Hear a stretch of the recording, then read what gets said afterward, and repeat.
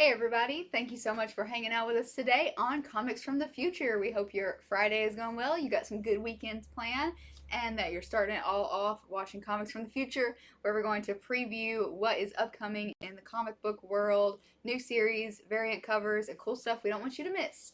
In case you don't know, my name is Megan. I'm Andy. And I'm Jason. We're with Infinity Flux Comics out of Chattanooga, Tennessee. Yes, we are. And if you don't happen to have a comic shop that you order your stuff from, we do have a brick and mortar and we mail out. So we're going to leave some contact info in the description box.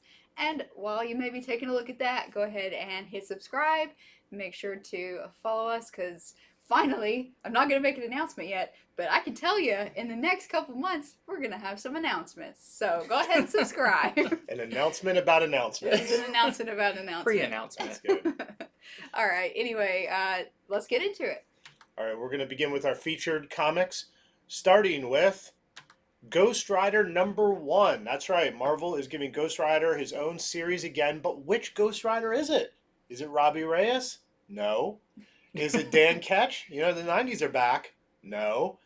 It's Johnny Blaze. I'm really surprised to have found that out. So the new Ghost Rider series follows Johnny Blaze, and it almost seems like they're starting him again. I mean, you know, we'll have to read the first issue to see, but the solicitation says that Johnny Blaze has a wife and 2 kids. He's got his dream job working at an auto mechanic shop, because, you know, that's people's dream jobs.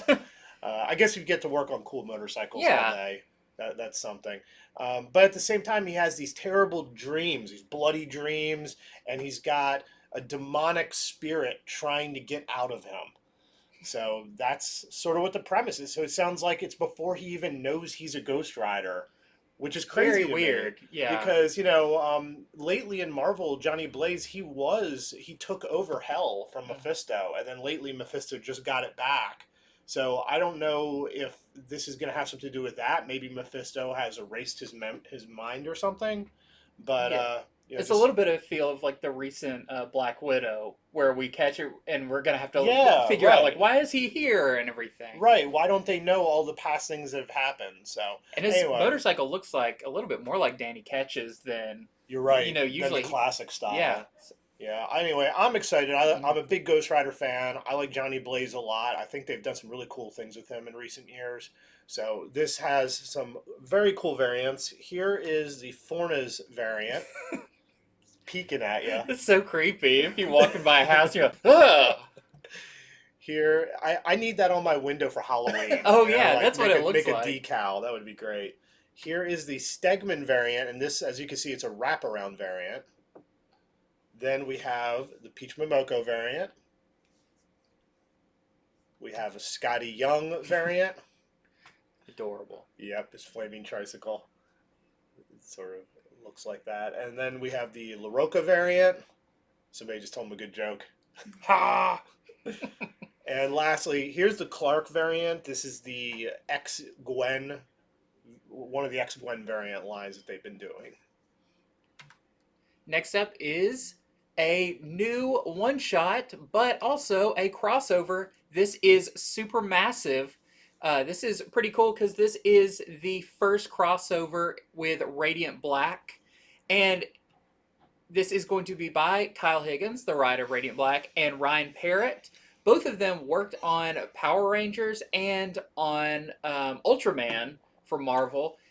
So this is really cool that they are doing what they kind of describe as they were like, whatever, 20, 30 years ago, there was the launch of Image. Now we're hoping to bring back that feel of like indie superhero crossover events and everything.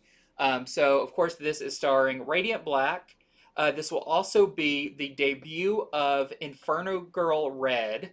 You can see on the middle there. And then the first appearance of Rogue Sun over there on the right side, who is getting his own miniseries right after this. So I'm really excited about this because I like when Image does superheroes, and it feels like Radiant Black. They've really poured a lot into. Kyle Higgins has been doing such a good job with it, and it's following in the traditional superhero tradition of a crossover event.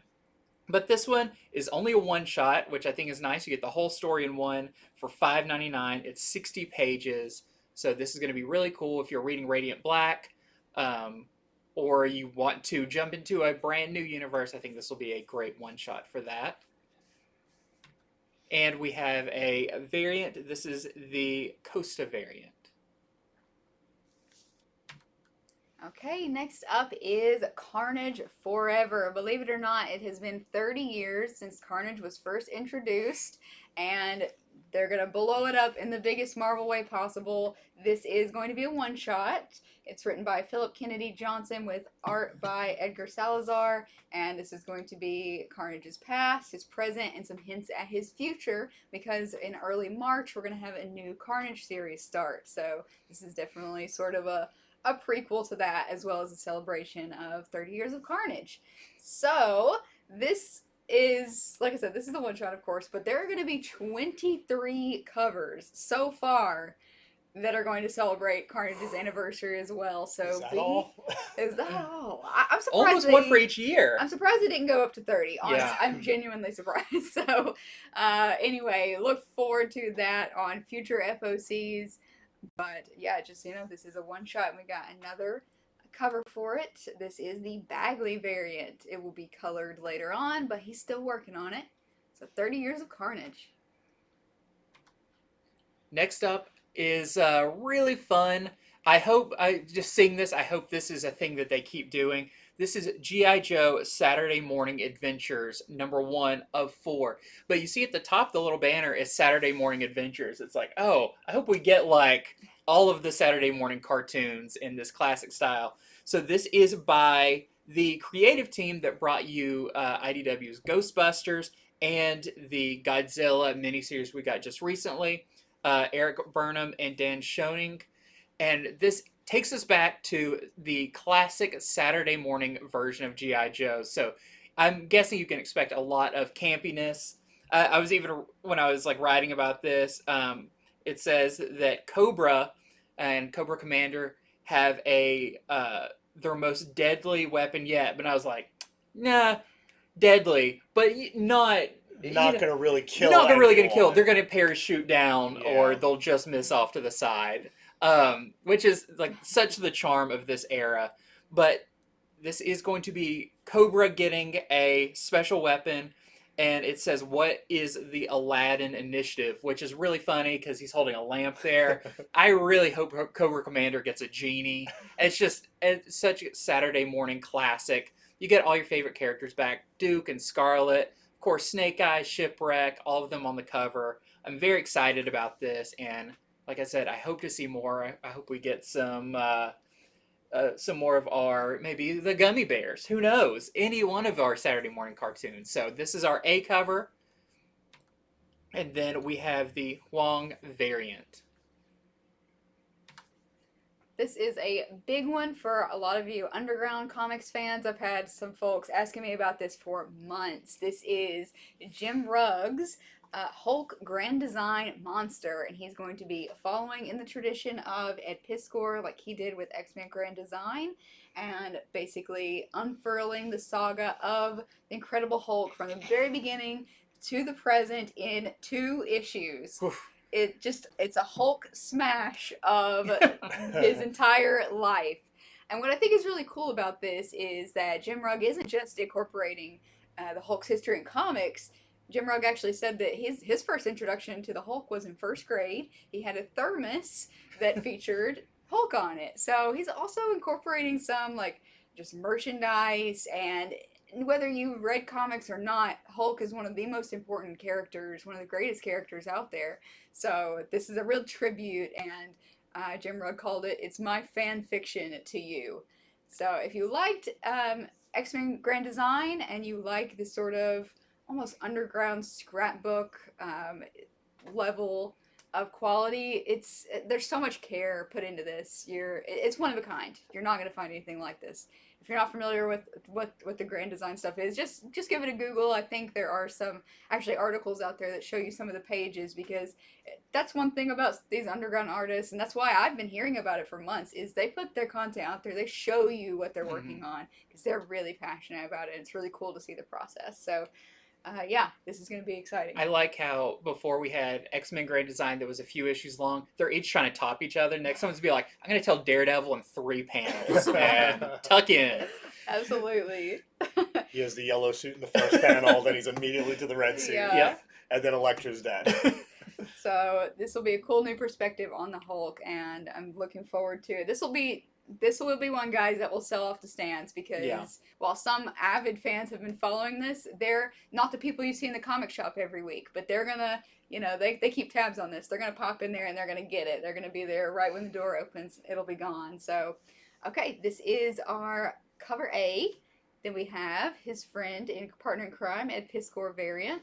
All right, so who's scarier, the Hulk screaming in this or Wolverine? Wolverine scares me. Yeah. He is pretty scary. That's a cool cover. And then we have, to bring it back, make you not so scared, a lullaby from Peach MOMOKO.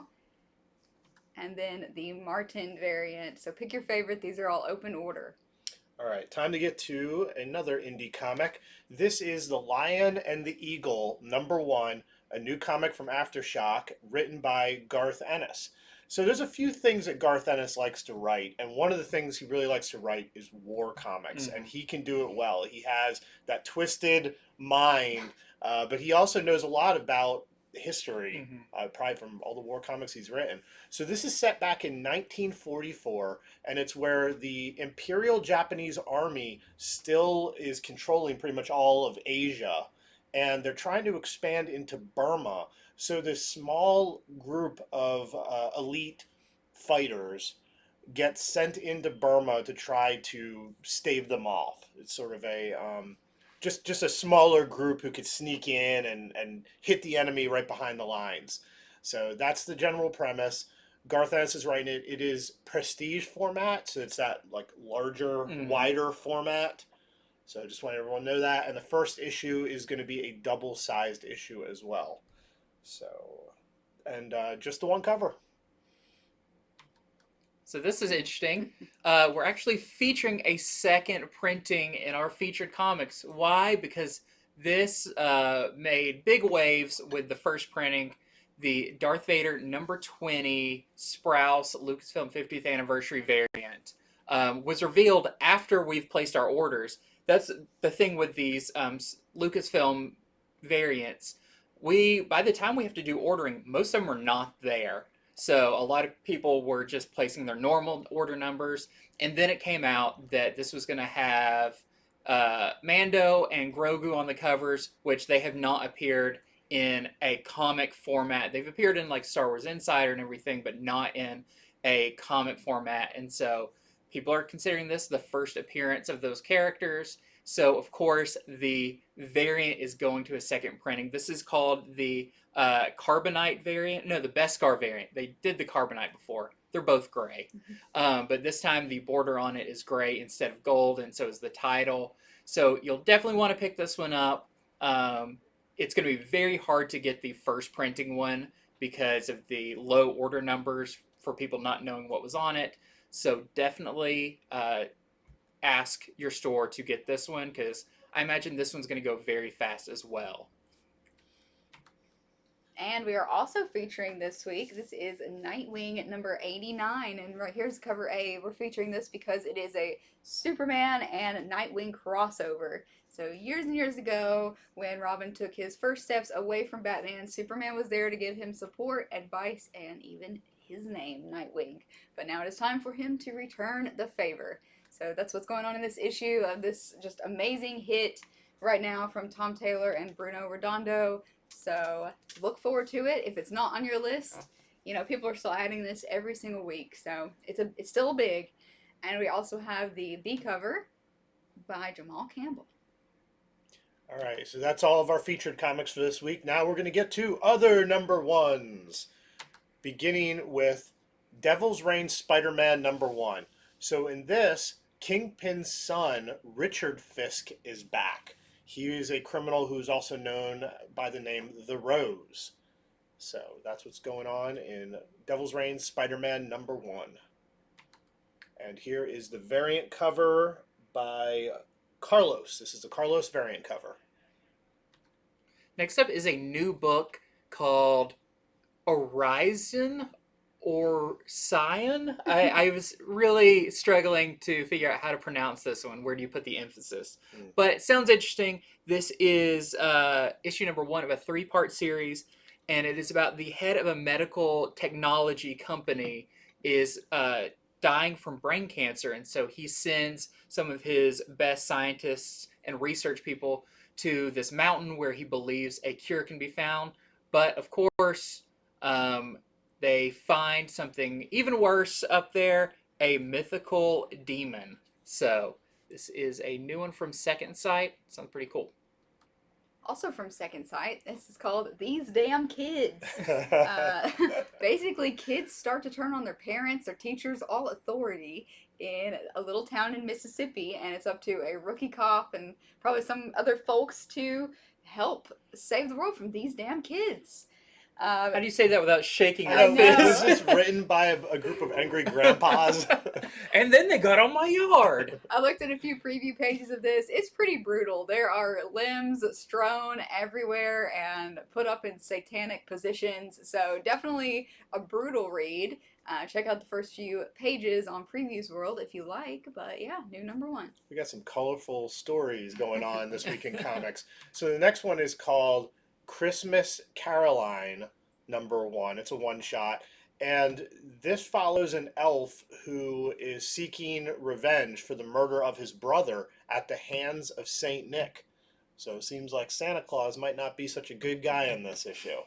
So that's what's going on in this. Next up is a new kind of anthology type miniseries. This is Past the Last Mountain, number 1 of 4.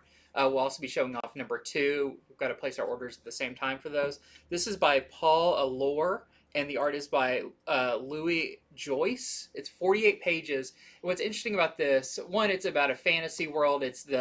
But set in the U.S., where about a century ago they rounded up all the fantasy creatures and put them in jail or locked them away, and now a dragon, a fawn, and a troll child break out. But what's also really interesting about this is the publisher this is by, which is CEX Comics, is the writer is a teacher at this school, and the all the art is done by some of the students, and like the whole publisher is part of this school. So really cool way to support some up and coming creators with this new one. We've got the A cover, then we have the B cover. These are all by Joyce, who's also your interior artist. Then we have the number 2 cover, and the variant for that, which is really cool. Yeah, I like that. That's good.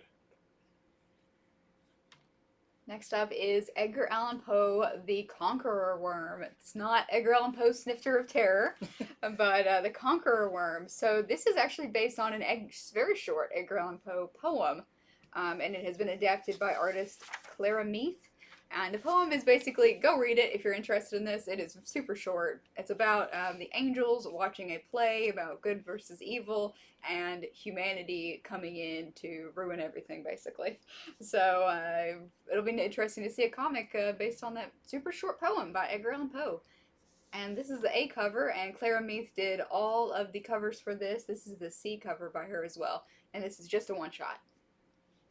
All right, next up, we're going to go over cool covers and other comics, beginning with Amazing Spider-Man number 90.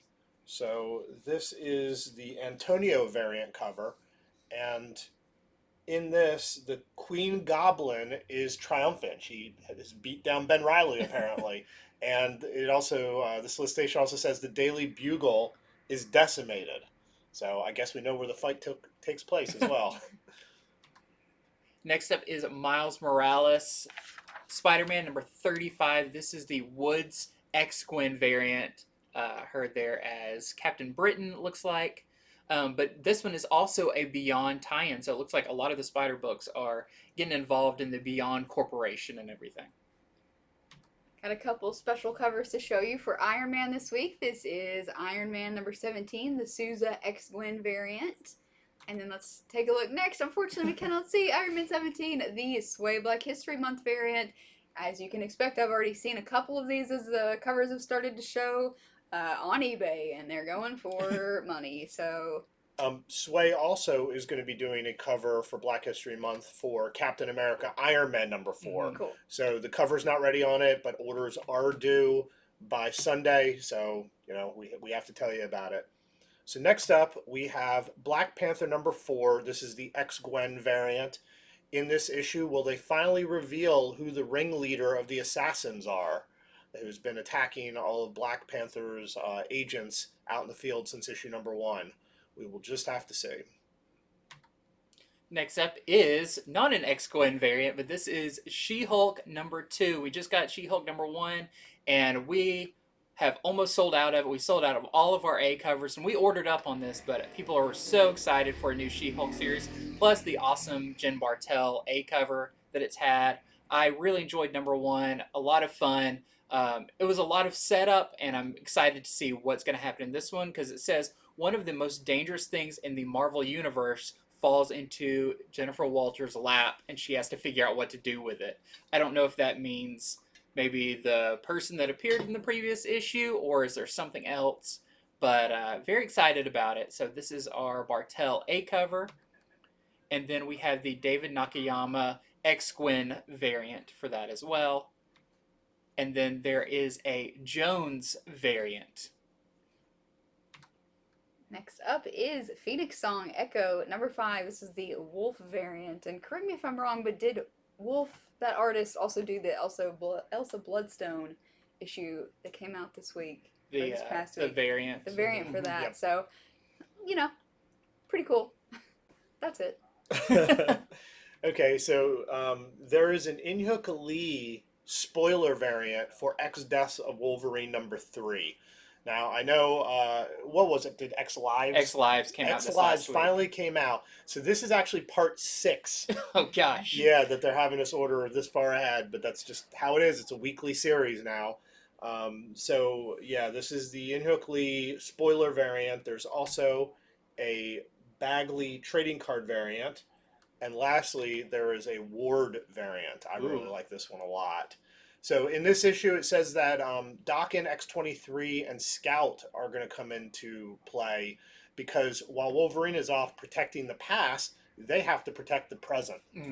So next up is Silver Surfer Rebirth #2. We just got the #1 this week. And what did you say if you really enjoy like the Bronze Age? Yeah, late Bronze Age sort of feel to a comic. Yeah, and this one, it sounds cool. I didn't get a chance to read it, but this one, it says that someone has the reality gem, and it's not Thanos, so both Silver Surfer and Thanos have to team up together to find out who has it. So that's going to be quite the buddy cop story. The two enemies having to come together. And this, I think, is set in the past. I think this is set back when Ron Mars was writing Silver Surfer. And so, you know, because when I hear Reality Gem, I'm like, oh, Star has it. Yeah. But this is before Star's time. Yeah. And then there is the X-GWEN variant for that as well. And there's... Oh, and then this is the Charles variant. Yes. So many covers for that one. Next up, lovely Elektra Black, White, and Blood #2. And this is, of course, our Adam Hughes cover, but this is just the main cover. That's a great cover. Very pretty. In this issue, Elektra meets a drifter named Patch. We also have our variant cover for this. This is the Myers variant. All right, so here's the cover to Silk #2. Who is that on the cover with Silk? But Luna Snow. So a assassin, the new villain who we met in the first issue of Silk, sets her sights on Luna Snow as she... Luna Snow is also a pop star. You know, it's not enough being a superhero, but she's also a pop star. So I think it's when she's doing her pop star stuff that she's going to get attacked, and Silk is going to have to help her out. It's cool they haven't forgot about those characters. Oh, too. no, the new Agents of Atlas, Yeah. they're all in all kinds of comics these days. And then we have this variant. This is the Mock variant. It's relatable. She's taking a break, yeah. Next up, Devil's Reign X-Men #2. This is the Garen variant. I just read the #1 of this. Really cool. And with this one, Emma Frost Past with Kingpin is coming back to haunt her, which was a pretty startling revelation from the last issue. Very good issue, and I'm very excited for the next one. This is Detective Comics 1053. This is the cover B by Lee Bermejo. We're almost right in the middle of the 12-part storyline, and these have been selling out. So if you've got a taste of the beginning of it, put it on your list if you haven't, because it will be gone. As great as these Bermejo variants are, I'm getting the sense that he's already done a ton of them. Like, he just has a backlog, because Batman's not even in the issue anymore, but he's still on the variant. These are funny too, because we had someone come in and buy like multiple copies on these are one of the books we looked at each other and said, did we miss something? Did something big happen in this? No, people are just loving the storyline. Yeah, Arkham Tower's been great. All right, so this is the Carrie Randolph variant for Aquaman the Becoming #6, the final issue. This is going to lead right into Aquaman #1 as well. So I think something pretty important is set to happen in this issue.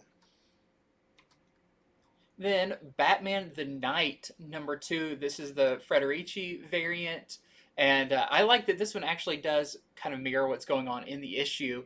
We just got the last issue where it's kind of a story of young Bruce Wayne as he's preparing to be something. He doesn't know he's going to be Batman yet, but he knows he has to fight crime or injustice. And in this one, Bruce heads to Paris to start his training with a world-renowned cat burglar, which I think we know who that's going to be from the classic training scenes with him. And there is a horrifying killer stalking the wealthy in Paris. So it's cool to see this cover by Federici with the very Parisian vibe. And then we have the penultimate issue of DC Horror Presents Soul Plumber. This is #5 of 6 issues. This is cover A, and then we have cover B. Things are getting even weirder here. It's been cool with this series to see people who don't normally read comics, but they listen to the Last Podcast on the Left podcast, come into this shop and get a little taste of the comic book world. So here's your chance to order Catwoman #40, the Jenny Frison variant, which is another beautiful variant by Frison. Catwoman, recently they changed creative teams on it. She's moved back to Gotham, and wow, what a hit. People came just charging in our store, flew off our shelves. So this is your chance to go ahead and sign up for it, order it now, before it disappears. Next up, this is Justice League #73, the Olivetti variant. And this is exciting because we know now from the recent news, issue 75 is going to be the death of the Justice League, the final issue of Justice League, and it says pretty much the entire team's going to die. So how are we going to lead into that? And that one's going to be written by Joshua Williamson. It is. Yep, he's jumping in the right So this is 73. Bendis has this issue in 74, I'm guessing, and before he's finished up. So I'd say this is probably heading towards whatever that's going to be. Yeah, I mean, for those of you who don't read comic news, big news this week. Yeah, this was announced. They want everyone to know because it's for, what is it, like the 35th anniversary of Death of Superman or 30th anniversary? Yeah. And Williamson claims that when he kills off the Justice League, they're going to stay dead for some time. Yeah. So pretty big news, and we'll be talking more about that when that one is finally solicited. Next up is Nubia. Lots of #5s leading into their final issue, #6 this week. This is Nubia and the Amazons #5. This is the cover B. And cover C by Alexis Franklin. This is the Black History Month cardstock variant. In this issue, we're going to get a look at Nubia's past, which is going to give us a glimpse of her future as well. Here is the Jen Bartel variant for Robins #4. In this, the Robins are splintered after what happens in the graveyard, and Tim Drake is missing. So that's what's going on. And here's the Bartel variant. Next up, this is a really cute cover. This is for Suicide Squad King Shark #6 of 6, the final issue. This is by Tim Seeley. and you get that great like Olin Mills glamour shot or exactly family it. photo. That's I wasn't exactly even it. thinking of that till you said it. Yeah, Great. with him, like his superimposed face in the background doing the chin thing. This is great. And then we have Flash number 779. Flash has been another great DC title. Just because they're not new flashy number ones doesn't mean these series aren't selling super well, in case you were curious. This is the, oh, interesting. Is that correct? Yeah. Todd Knock. Mm-hmm. We noticed that we got some different headshots going on over at Marvel. That's because Todd Knox moved over here. He's working on Flash. Interesting. So very cool. This is part 3 of the Eclipso War. And let's take a look at the B cover. Or, I'm sorry, this is the C cover by Alexis Franklin. This is the Black History Month cardstock variant. Here is the Simone DeMeo variant for Wonder Woman Evolution number 4. And in this, the aliens that have put Wonder Woman and humanity on trial, they're going to make her somehow fight the entire Justice League. So I presume this is going to be some sort of projections of them. Yeah, kind of like with Steve Trevor in that first issue and everything. Yep. Next up is Joe Hill's Reign number 2. You read the issue 1 of this past week, with the horrifying rain that's kind of like it's little needles. Kind of like frozen almost type things. But I remember you saying that it was a very like well wrapped up issue. And it's like, where does it go next? It says that Honeysuckle, our main character, heads to Denver on foot to make sure her loved ones are okay after the rain. Which, I mean, I'd be scared to go anywhere on foot when these horrifying raindrops fall. And then we have the B cover by Beals. We got a couple cool covers we want to show you for Nick's number 4. And this is the A cover, which is done by Rose Besh. Still very popular. Still have people grabbing up her covers.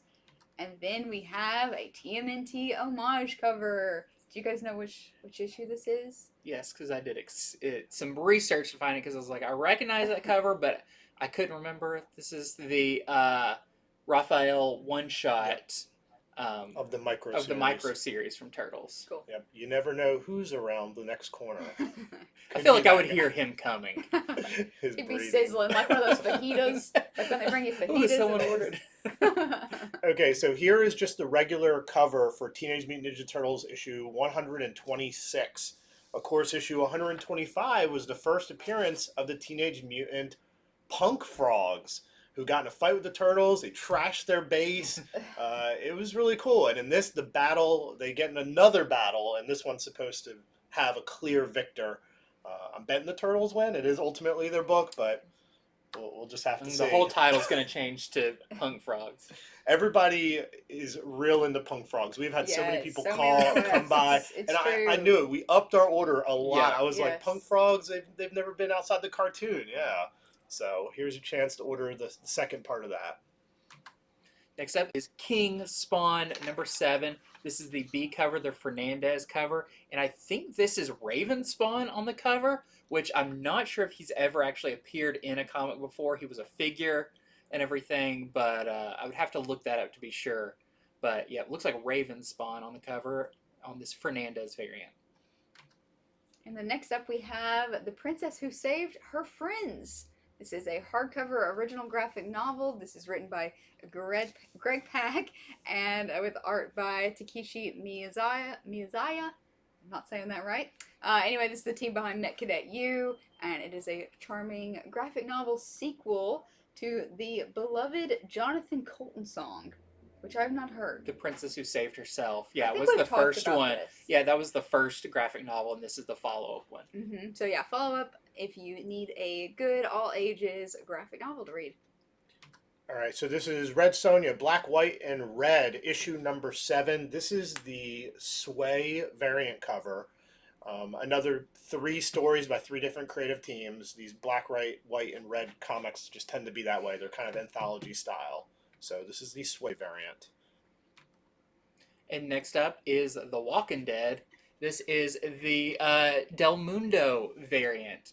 And if you know the Walking Dead story, you know what this cover represents, and it is very scary and very messed up. I remember when that issue originally came out, how crazy it was. So, yep, this is the Del Mundo variant.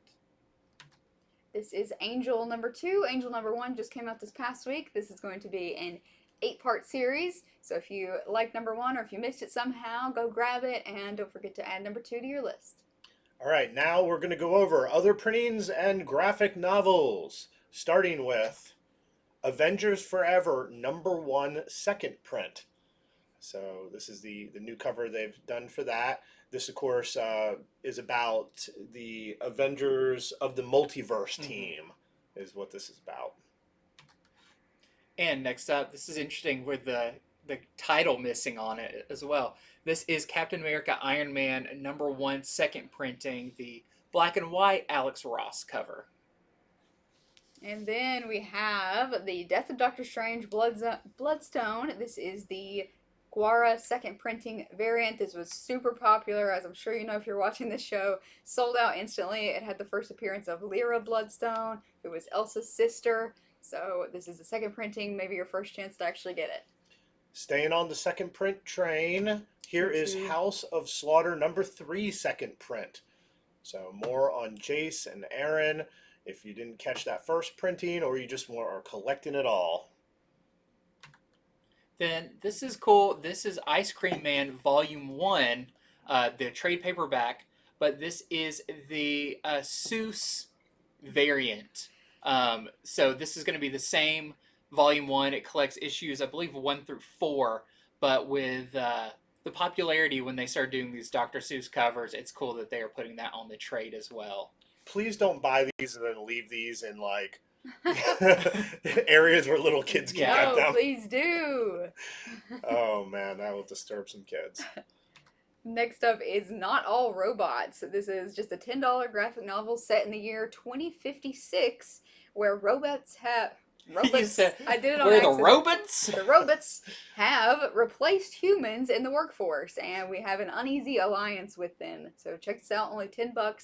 One of our coworkers here really enjoyed this series and thinks you should read it. That's why we know you're not a robot, because a robot wouldn't say Would robot. never say that. Okay, so this is Black Panther, the Early Years Omnibus. This is a hardcover omnibus. This is the Ribbit cover we have here. It's $125, but it's 912 pages. I mean, this thing is massive. So this includes all the early Black Panther appearances outside of his Volume 1. So this is not Black Panther Volume 1. There's none of that in here. This is when he shows up in Fantastic Four. This is all the jungle action stuff.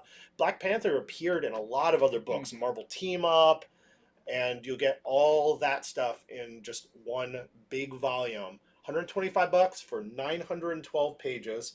There's also this more classic cover. This is the Buckler cover variant, if you prefer.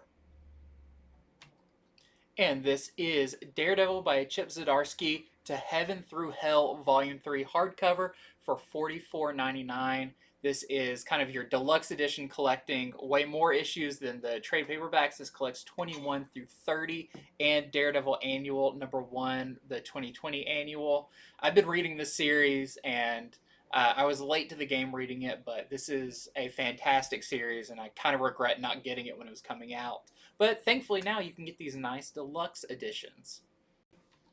Okay, this is one of the first omnibus collections I've seen that has 3 different covers. A lot of times I have 2. This has 3. This is Wolverine Omnibus Volume 2, and it collects some of the Wolverine 1988 series, issues 11 through 30. Remember, this is Volume 2.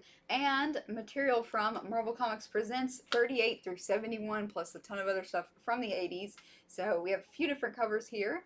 This is the Byrne cover. And this next one is Jim Lee. Yep, Jim Lee.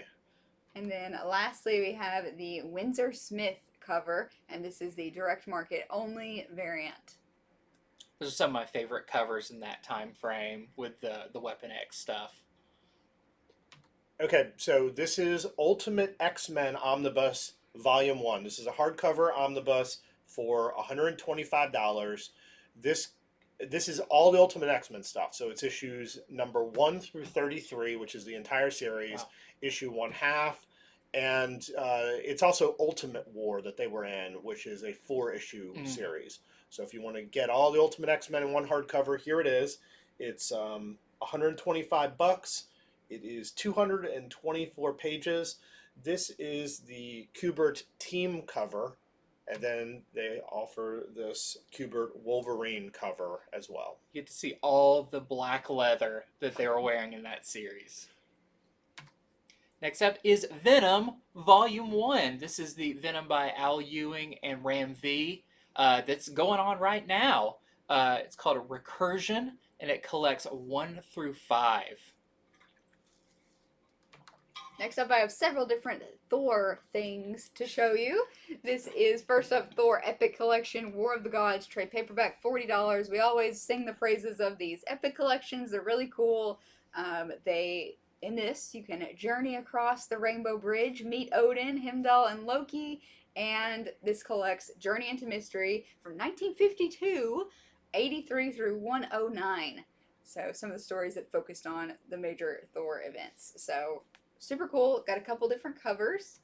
So that's the other one. Let's see. Yep. Got a little mix up here. So yeah, this is a new printing version of it. This is actually a little bit more expensive. Glad I mentioned it. $45. Interesting. Don't like that it's more expensive, but whatever. Then lastly, we have Mighty Marvel Masterworks Mighty Thor Volume 2. Invasion of Asgard. This is reprints, actually some similar material there, but it's much cheaper. These are just $16. These are really good formats for just the whole family. Usually incorporate some older and newer stories, but just the smallness of it. We have a lot of families who like to pick these up, so I really like these. They're great recommendations for people. Yes. So this is the Michael Cho cover, and next up we have the original cover. All right, lastly, we have a Moon Knight trade paperback. This is Moon Knight Legacy, the complete collection. This is $39.99, so $40. This is the Moon Knight that Max Bemis was writing back in 2017. They went back to legacy numbering, so it's actually considered to be Moon Knight issues 188 to 200. Now, why is that significant? Because it has the first appearance of the Sun King, who is highly speculated to be in the upcoming Moon Knight show. And I'll tell you, trying to track down these issues are pretty tough right now, particularly that Moon Knight's or the Sun King's first appearance. So $39.99 for Moon Knight Legacy, the complete collection trade paperback. And that is it for our show. Thank you so much for hanging out with us today. We hope that you learned something new, got some useful information. Please take a second to subscribe and comment with what you are most excited about checking out upcoming. Remember, these issues are due out in about a month from now, and your orders with our store are due Sunday, but some other stores, except DC, you can turn them in on Monday. Just check with your store. Everything's going crazy still these days. So anyway, hope you have a fantastic rest of the weekend, and we'll see you next time.